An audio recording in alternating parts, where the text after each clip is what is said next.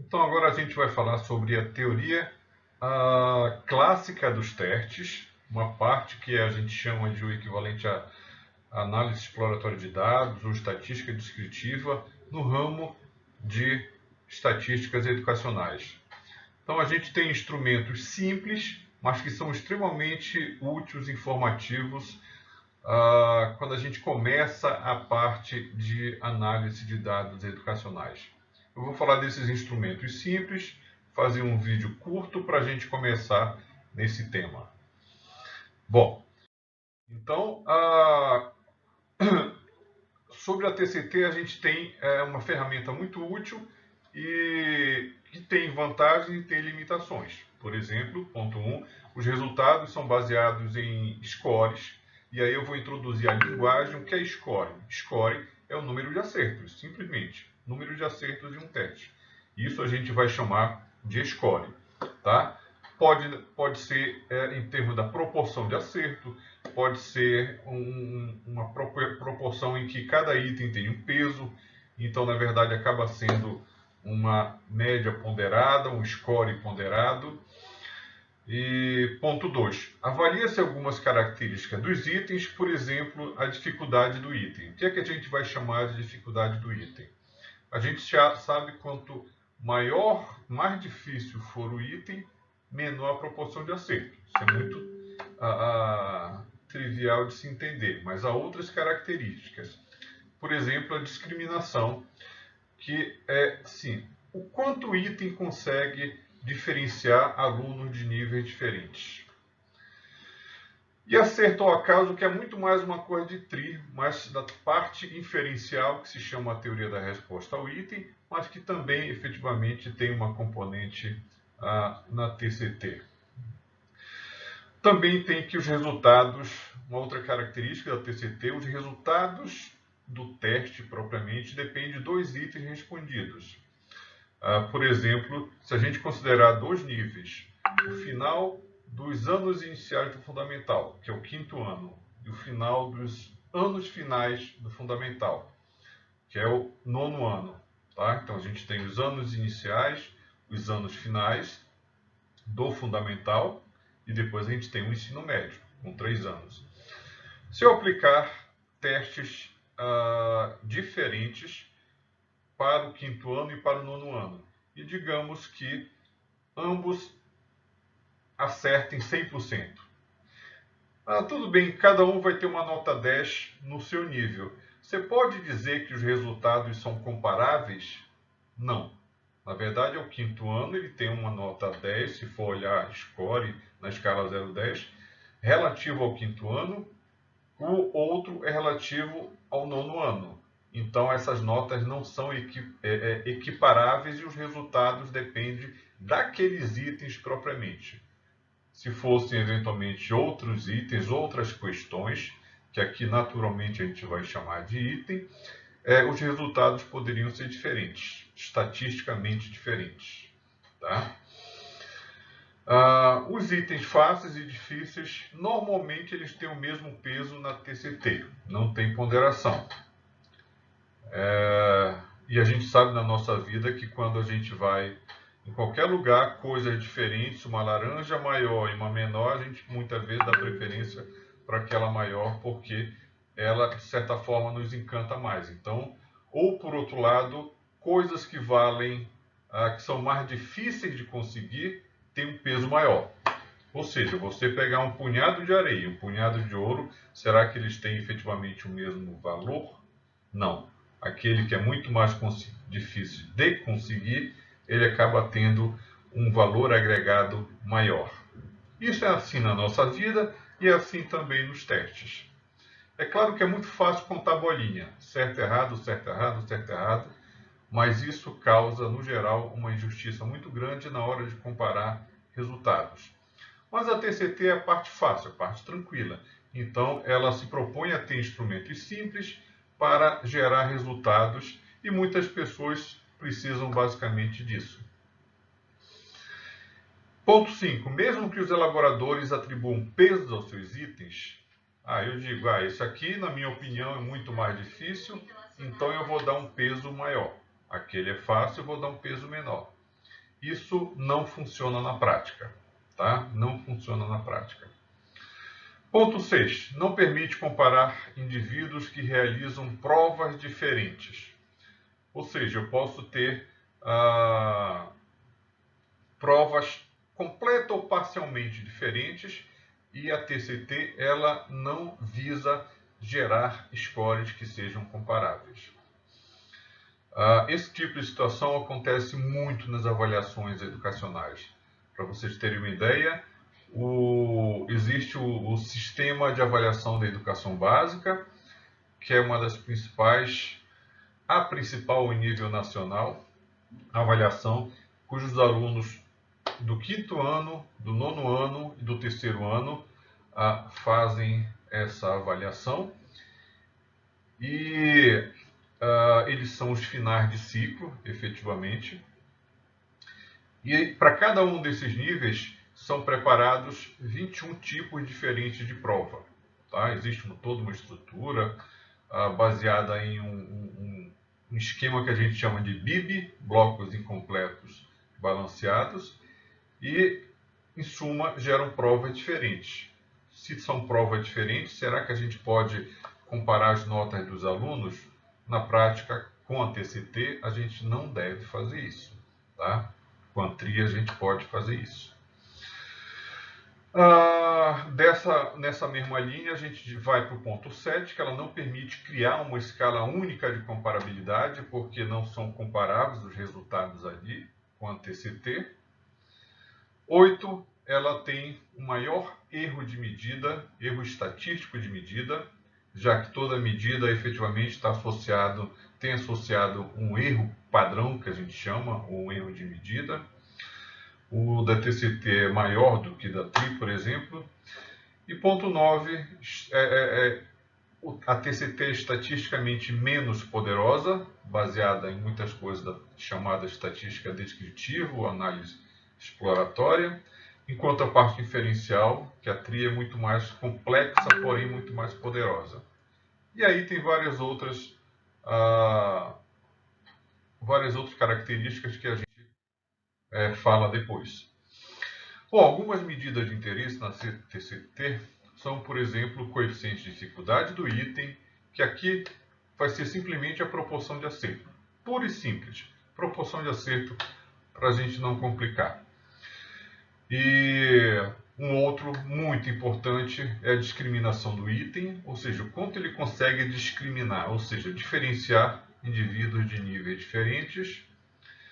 E nesse sentido entra a correlação ponto bisserial, que é a correlação de Pearson, aquela correlação que a gente calcula no Excel, no R, de forma muito simples, com o comando mais simples que tem. Seja no Excel, no R, tem várias opções de correlação. Estou falando da mais simples possível. E aí tem correlação bisserial, correlação tetacórica, tem os testes de fidedignidade, por exemplo, o alfa de Cronbach. Então, tem várias medidas que são obtidas na TCT, outras são em outras metodologias. Então, algumas dessas a gente vai acompanhar nessa parte do curso. Bom, nomenclaturas gerais. Item. O que a gente chama de item? Basicamente é uma questão de uma prova, uma pergunta de questionário, de um formulário. Então é para dizer que a gente tem um termo único, que a gente vai chamar de item. Ele vem, na verdade, de aplicações bem antigas, muitas na área psicológica, a parte estatística, a parte quantitativa da área psicológica, que se chama psicometria. Eu já falei que score é o total de acertos num teste por um indivíduo. Cada indivíduo vai ter seu score no teste. Parâmetro, sempre é a mesma coisa, uma quantidade desconhecida que deve ser estimada. Isso é um parâmetro. Gabarito vai ser sempre a alternativa correta do item. E as outras a gente vai chamar de distrator, ou distratores, que são as alternativas incorretas de um item. E o item ele pode ser respondido. Muitas vezes os alunos deixam em branco, mas na hora da correção ele vai ser considerado como errado, mas ele pode também ser omitido ou não apresentado, ou seja, o aluno nem teve a chance de responder aquele item. Isso, como eu falei, nas avaliações é comum a gente ter vários tipos de prova e os alunos respondem um tipo, obviamente não respondem os outros tipos e, portanto, não tem nem a chance de responder aqueles itens dos outros tipos de prova. Tá?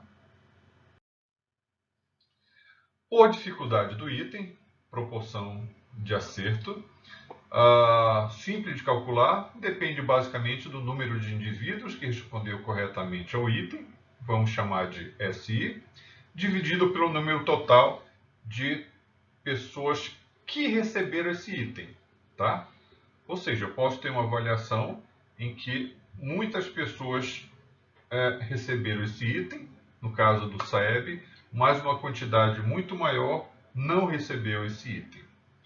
Então, nesse caso, a gente vai, obviamente, ter como denominador, o N, o número de alunos ou indivíduos, como queira chamar, que foram submetidos a esse item.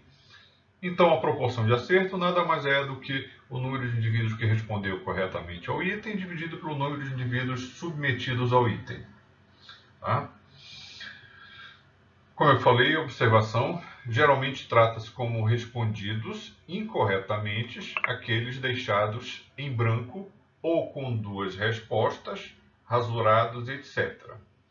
Normalmente, numa base de dados, existe uma forma diferente de indicar quando o indivíduo deixou em branco, em geral, ou é um ponto, ou efetivamente deixa-se em branco na resposta, ou quando ele respondeu duas alternativas, duas ou mais, normalmente é um asterisco, ou alguma outra quantidade para indicar que ele simplesmente não foi submetido. Por exemplo, o número 9 é um missing no sentido de que ele não foi submetido àquele item. Tá? Voltando aqui. Para exemplificar, aqui eu tenho um exemplo de uma avaliação em que eu botei lá 5 itens. Item 1, item 2, item 3, item 4, item 5. E aqui eu tenho as opções de resposta. Foram 5 alternativas, A, B, C, D, E. Responderam a esses itens 59.374 pessoas. E dentre esses, 44 deixaram em branco, 52 efetivamente anularam no sentido de marcar pelo menos duas respostas, e 5.194 foram na alternativa A, 14.589 na alternativa B, 21.428 na alternativa C, 15.259 na alternativa D e 2.808 na alternativa E. Tá? Aqui nós temos os equivalentes percentuais, por exemplo, ressaltando aqui na parte amarela, que é o gabarito, que 36,09% responderam na alternativa C, que é o gabarito do item. Então, isso vocês têm para os 5 itens que estão aqui apresentados. Tá? Se quiser olhar os números totais, estão aí para todos os 5 itens. Aqui eu tenho uma outra situação, 5 itens também, de uma outra disciplina. Então, a mesma coisa, eu tenho branco, nulo, as alternativas A, B, C, D, E, para cada um dos itens, dos 5 itens aí apresentados. Faltou apenas pintar de amarelo aqui. Tá? E aí? Como é que a gente considera um item fácil ou difícil, discriminante ou não discriminante? Então, ali, a teoria clássica diz que se a gente olhar a proporção de acerto, a gente está olhando a dificuldade do item. E a discriminação do item? O que é? Bom, todo item, toda questão de uma prova tem que ter a capacidade de diferenciar alunos de níveis diferentes. E para isso existe esse indicador de discriminação do item. E o que é que ele tem agregado? Bom, capacidade de discriminar, ou seja, de diferenciar indivíduos com proficiências distintas. Esse é o grande objetivo. E como é que a gente constrói ele? Primeiro, separamos o conjunto de indivíduos, no caso tinha cerca de 59 mil respondentes ali, em um certo número de grupos. Vamos exemplificar com 3, pode ser 4, pode ser 5, 6, 7. Então, eu, na verdade, tenho usado mais 5 grupos. Mas aqui começa com 3, eu vou mostrar exemplo de 5. Então, de acordo com a nota, que é o score do indivíduo. Então, esses 3 grupos vão ser denominados de grupo inferior, grupo intermediário e grupo superior. Ou simplesmente grupos 1, 2 e 3. Tá?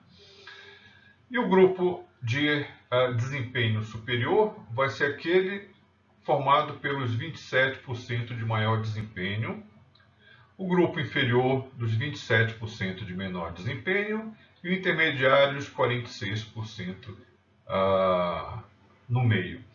Esses números 27, 27, 46 eu deixei aí porque em alguns livros ou artigos eles continuam sendo apresentados. Hoje em dia tem sido usado mais um terço, um terço, um terço. Tá?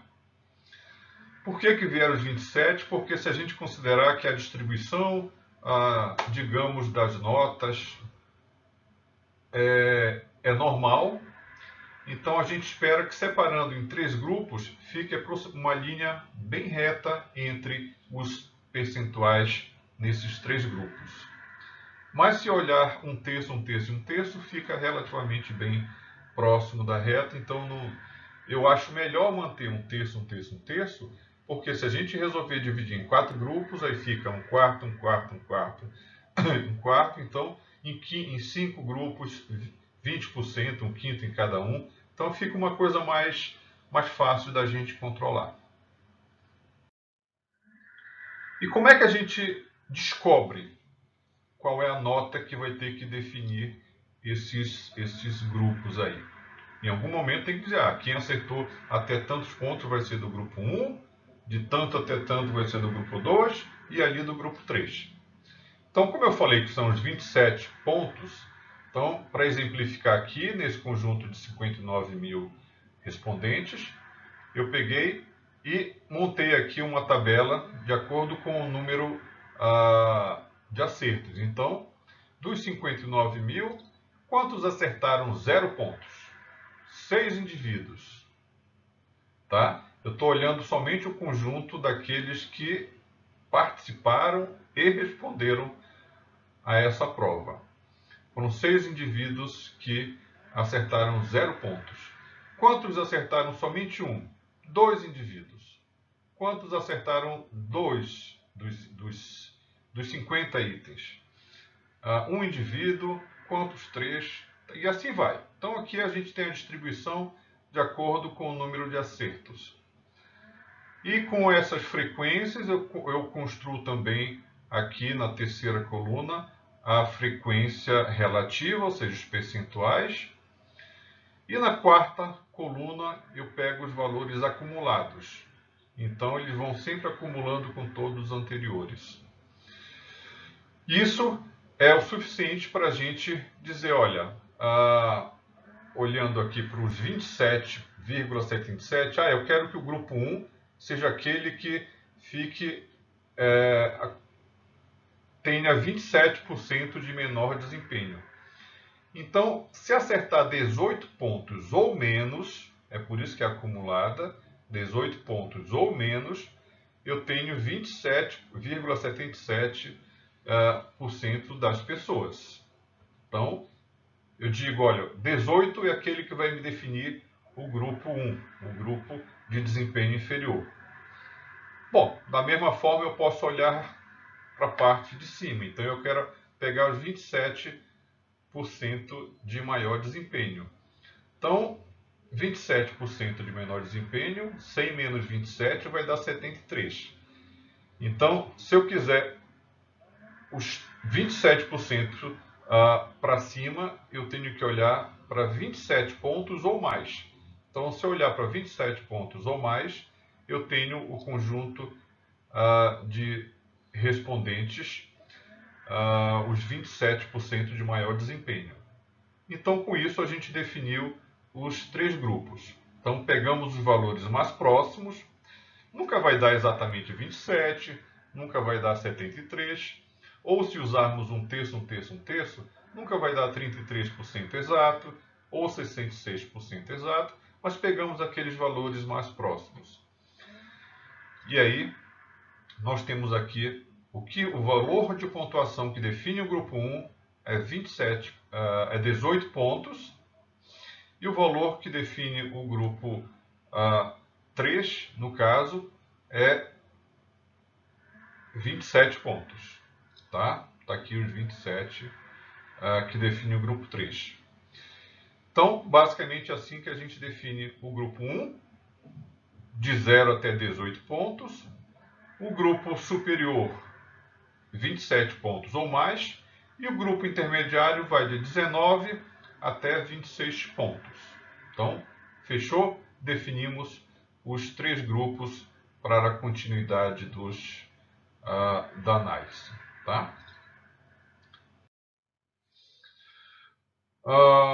Proporção de acerto em cada grupo. Então, definidos os 3 grupos, nós vamos lá identificar qual grupo acertou em que percentual. Tá? Esperamos que que o grupo inferior ele tenha, obviamente, uma proporção de acerto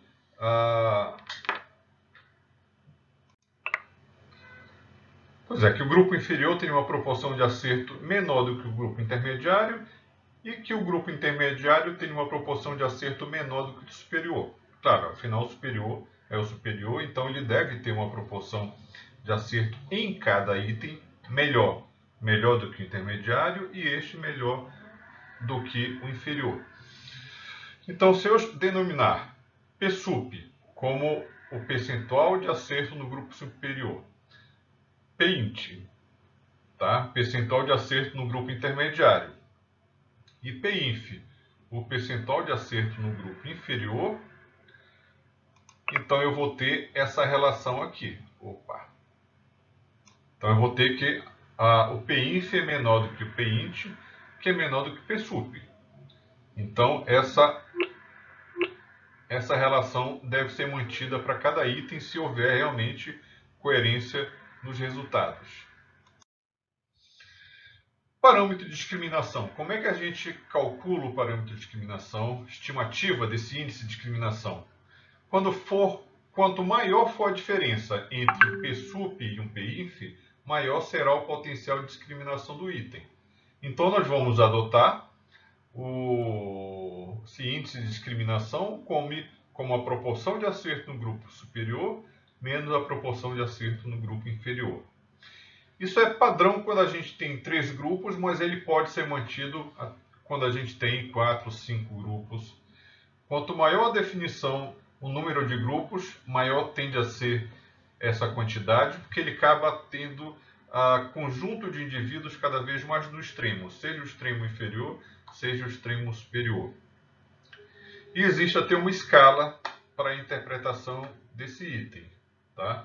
Por exemplo, se tiver um índice de discriminação acima de 40%, dizemos que o item é bom.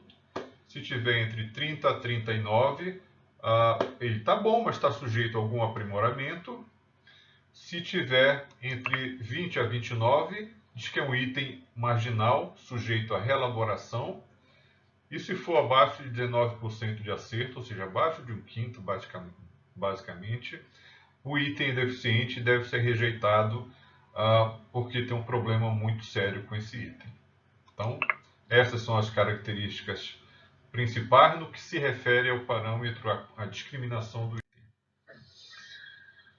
Só para exemplificar, no caso anterior, pegando os 5 itens que a gente falou. Então, no grupo inferior, a gente tem 11% de acerto para o item 1. O intermediário, tivemos 27,54% de acerto. E no superior, 62% de acerto. Então, isso dá uma discriminação, ou seja, percentual de acerto no grupo superior, menos percentual de acerto no grupo inferior, de aproximadamente 51%. Ou seja, um item consegue discriminar muito bem. Está acima dos 40, realmente consegue discriminar muito bem. O item 2, se eu fizer a diferença do grupo superior menos grupo inferior, deu 33. Então, o item está bom. Poderia eventualmente ser melhorado, mas está bom. O item 3, também em torno de 33%, mais próximo de 34%. O item 4, 42,71%, seja bom. O item 5, 41,53%. Tá? Então, são percentuais que realmente nos dizem que a qualidade desses itens, no geral, está muito boa. Então, essa é uma análise simples, baseada na TCT, que vocês podem fazer com qualquer base de dados. Nesse plotzinho feito lá no Excel, eu tenho para esses 5 itens e para o conjunto geral, as proporções de acertos no grupo inferior, intermediário e superior. Para cada um dos itens eu cliquei, vocês podem ver que alguns estão uma linha bem retazinha, outros estão um pouquinho desbalanceado no meio, mas no geral se comportando como uma reta que caracteriza um item crescente, ou seja, ele discrimina, e não tem nenhum item que se desloca, ou seja, se estiver totalmente acima, dizendo que os três, a proporção de acerto é muito mais alta nos 3 níveis, então é um item mais fácil. Se for mais para baixo, quer dizer que é um item mais difícil. Se tiver um item bem deitado, é um item que não está conseguindo discriminar. Então, ele não deveria estar sendo usado para fins de avaliação. Então, essa é a estatística descritiva inicial que é usada para fins de análise de item. E mais, aqui eu plotei os 5 itens juntos, mas eu poderia plotar todos separados, que na verdade é o mais comum da gente fazer, porque a gente quer fazer análise item a item. Tá? Bom, numa outra disciplina, naquele mesmo conjunto, percebam que eu tenho um item aqui em cima, em azul escuro, o item 1, que é mais fácil, ele tem percentuais de acertos mais elevado que os outros, alguns no intermediário, e tem um item lá embaixo, o item 5, que realmente foi um item problemático. Um item que não deveria estar numa avaliação. Item, a proporção de acerto no grupo inferior foi aproximadamente igual ao intermediário, aproximadamente igual ao superior, mas na verdade é até tão pouco decrescente, ou seja, é um item que as pessoas de cima da escala do grupo superior estão acertando menos do que as que estão embaixo da escala. Isso não faz sentido para fins de avaliação. Então, é um item que realmente deve ser descartado. Existem alguns programas que apresentam esses resultados. Aí tem um caso que eu gosto desse programinha, chama-se Iteman, mas boa parte disso a gente pode construir no R efetivamente. Então aí eu tenho um exemplo de 2 itens, tá? E que foram definidos os 3 grupos, grupo 1, grupo 2, grupo 3, aqui com 1/3 cada um. E que eu tenho a alternativa B sendo o gabarito, ou seja, o B eu percebo que está crescendo e as outras alternativas estão decrescendo. E tem que decrescer nos distratores, ou seja, nas alternativas incorretas. Só pode crescer na alternativa correta. Esse é o ideal. Se tiver 2 crescentes, vocês vão dizer, olha, então os alunos estão interpretando uma outra resposta também como sendo gabarito. Então, aí você identifica qual o problema que deve ser trabalhado nos alunos para que isso não venha a ocorrer. Ou é o item que eventualmente está mal escrito, tá? Por exemplo, aqui no item, no gráfico da direita, as alternativas A e C, aparentemente as duas estão crescendo. Então, você tem que identificar qual o problema aí. O problema é efetivamente na construção do item, ou o problema está no nível de conhecimento que é exigido na alternativa C desse item. Tá? Bom, em toda avaliação a gente deve proceder a esse tipo de análise.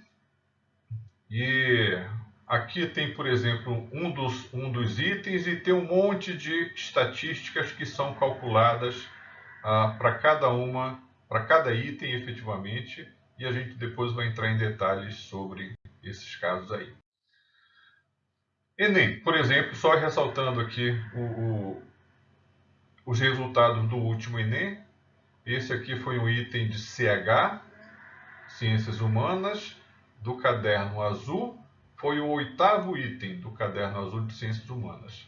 O gabarito foi o B, envolve a habilidade 9 desse item e teve uma proporção de acerto de 31,8%, no geral.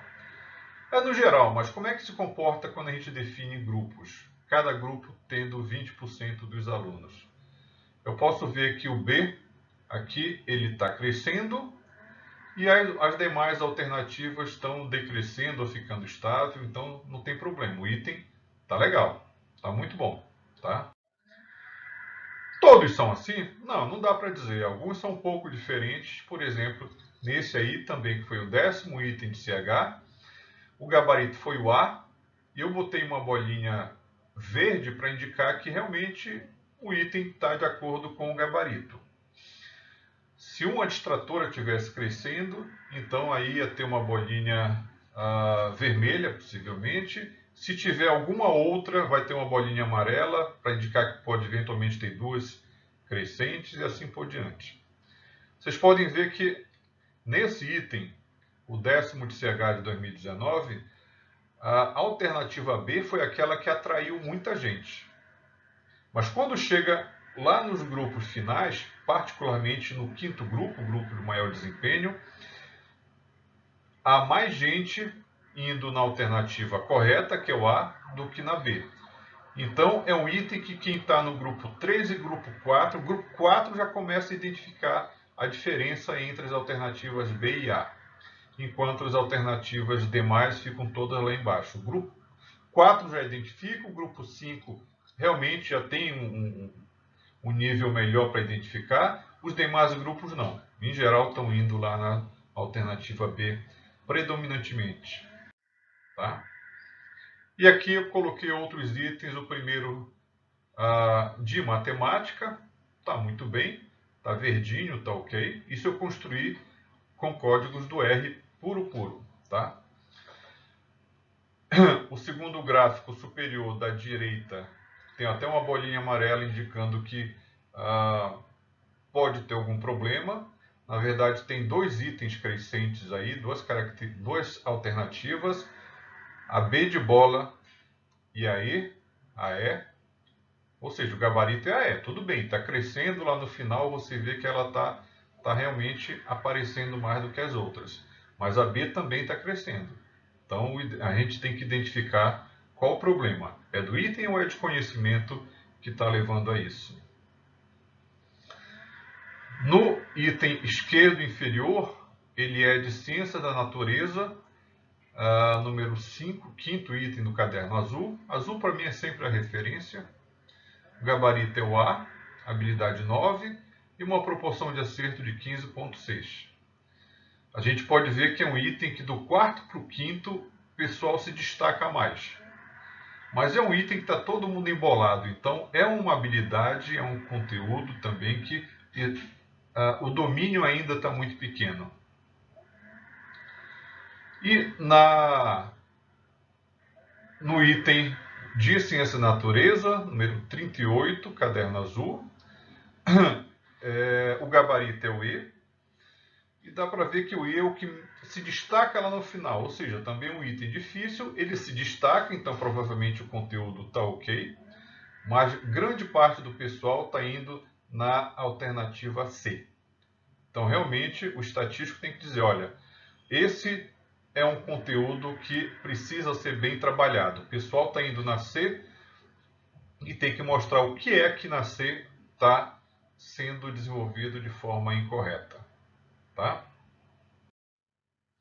Bom, essa parte a gente deixa para outra etapa, mas na verdade há várias outras medidas que servem para mostrar se um item está conseguindo cumprir o papel dele. Ou seja, há outras medidas similares ao coeficiente de discriminação. O principal deles é o coeficiente de correlação ponto bisserial, que varia no intervalo de -1. Como todo coeficiente de correlação, valores próximos de -1 indicam que indivíduos de maior score, ou seja, maior nota, estão errando os itens, o que não é esperado, não é aceitável. Espera-se um valor sempre positivo para a alternativa correta e negativo para as alternativas incorretas. Tá? Então, isso